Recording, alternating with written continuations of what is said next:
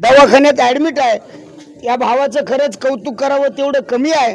आमच्या गावाच्या वतीनं मी भगवंताला विनंती करतो की तुमची मुलगी आता मस्त ठणठणीत तब्येत बरी आहे, पण आमच्या सगळ्यांचं तिच्यावर त्या ठिकाणी आशीर्वाद म्हणा, आमच्या सगळ्यांची भावना म्हणा, तिला दीर्घ आयुष्य लाभो, उत्तम आरोग्य लाभो एवढी भगवंताच्या चरणी प्रार्थना करतो। तुम्ही येऊ शकला नाहीत, काय वाटतंय? मी जर आलो असतो तर माझ्या बरोबर हे 17 आले असते आणि आपल्याला तिथे जर 5 लाख दाखवायचे असते, त्या 5 लाखाला ते 17 कमी होऊ लागले, म्हणून मी आलो नाही। मला तिथून गुलाल घेऊनच यायचं होतं आणि मी गुलाल घेऊनच आलो तिथून।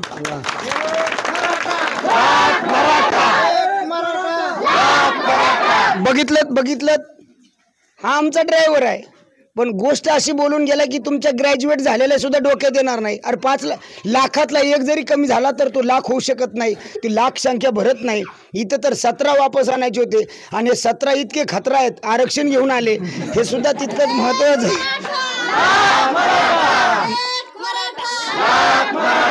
जे मुंबईला आले तुमचे धन्यवाद, पण मुंबईला न येता सुद्धा गावामध्ये राहून आपल्या आरक्षणाची दुवा मागणारे आणि आपल्याला सपोर्ट करणाऱ्या सगळ्या गावकऱ्यांचे धन्यवाद देतो आणि या ठिकाणी थांबतो। एक मराठा।